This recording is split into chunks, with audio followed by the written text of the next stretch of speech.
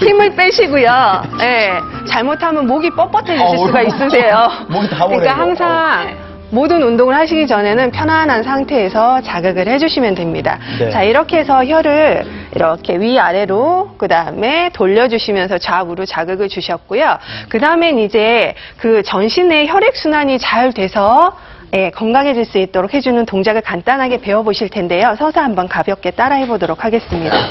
자, 어깨랑 골반, 무릎이 반듯하게 서게 해주시고요. 자, 무릎을 살짝 구부려서 힘을 빼주신 다음에 숨을 들이쉴 때 양손을 들이쉬면서 호흡과 같이 올리시고 호흡을 내쉴 때는 어깨부터 팔꿈치, 손목, 무릎 힘 빼서 내려주시고요. 그 다음엔 가슴을 펼치면서 호흡을 해주시는 거예요. 들이쉴 때 가슴을 펼쳐서 호흡을 충분히 손끝까지 기운이 자극될 수 있도록 다시 후 모아서 내려주시는 동작입니다. 이렇게 해서 전신 상하 그 다음에 개합 운동을 통해서 전신의 기운이 잘 소통이 되시면 혀도 건강하실 수가 있습니다. 네. 그렇군요. 예, 다 잘 배워봤는데요. 예, 고맙습니다. 고맙습니다. 그렇습니다. 이렇게 혀 건강을 위한 기공체조를 배워봤는데요. 네, 일단 뭐 좀 많이 혀나 입도 부드러워진 것 같고 침도 많이 나오고 좋네요. 네. 발음도 좋아진 것 같고. 네. 그래서 정확한 발음으로 다음 혀가 보내는 건강 이상 신호 네 번째 알아볼 텐데요. 네. 이번에는 설태가 많이 벗겨진 혀는 어떤 문제가 있을지요? 면역력이 저하가 된 게 원인이라고요. 예, 설태가 벗겨지고 혀 바닥이 전체적으로 맨들거리면서 그 일정 부위가 혀가 이제 벗어지는, 설태가 벗어지는 것, 그 모양이 지도 모양이라고 해서 지도설이라고 합니다. 지도설? 예, 되게 선천적인 원인이 있는 경우도 많고요. 면역 기능이 저하돼 있어서 무슨 뭐 기관지 질환이나 이런 분들한테 특히 많이 생기는데요.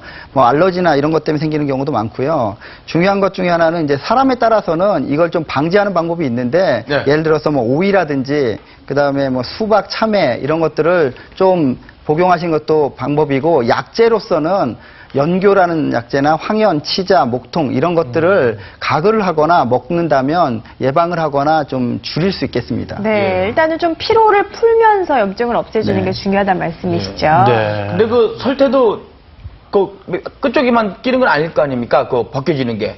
그 위치에 따라 뭐 증상이 다르거나 이런 것도 있습니까? 일반적으로 보통은요, 저 뒤쪽에 설태가 넓게 분포된 사람들은 이 뭐 상기도나 또는 이 심폐 기능이 조금 안 좋은 사람이 그렇게 많이 끼더라고요. 그리고 이 앞쪽에 끼는 것은 보통 이제 설염일 때 끼는데, 이런 지도설은 일반적으로 선천성이 많습니다. 본래 그렇게 될 소질을 많이 갖고 태어납니다. 그렇군요. 자, 그러니까 생기는 위치에 따라서 또 원인도 좀 다르게 볼 수 있는 거군요. 그리고 또 가끔 이 흙못을 아까 검게 나온 거요. 항생제를 장기간으로 복용했을 때는 이렇게 검게 나타나기도 합니다. 지금 말씀하신 부분이 바로 약물을 또 장기 복용했을 때 이런 형태의 지도설이 생길 수도 있습니다. 잘 좀 관찰을 하셔야 될 것 같고요.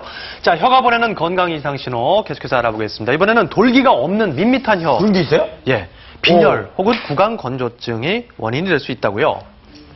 근데 지금 거기도 보면 이런 대머리 이런데 참 용어가 좋지는 않습니다. 저도 이거 머리 안 빠져온 사람 이런 말 참 못 쓰는데요. 이게 입안이 건조한 사람이 저런 혀를 많이 나타냅니다.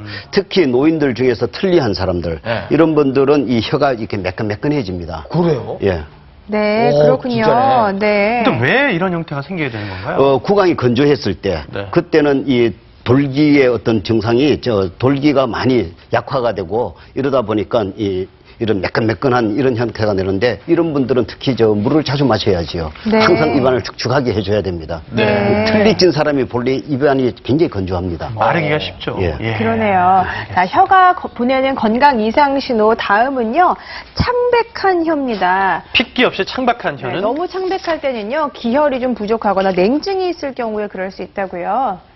네, 한의학에서 혀의 상태를 볼 때는 단순히 혀의 병이라고만 보는 건 아닙니다. 전신의 몸의 상태를 혀에서 많이 반영이 되는데요. 그중에서 혀의 색깔이 좀 희멀건해지거나 옅어지는 경우에는 몸이 피로하거나 기나 혈 같은 게 부족해진 경우, 그 다음에 몸이 추워서 감염 질환 같은 게 걸려 있는 경우가 많고요.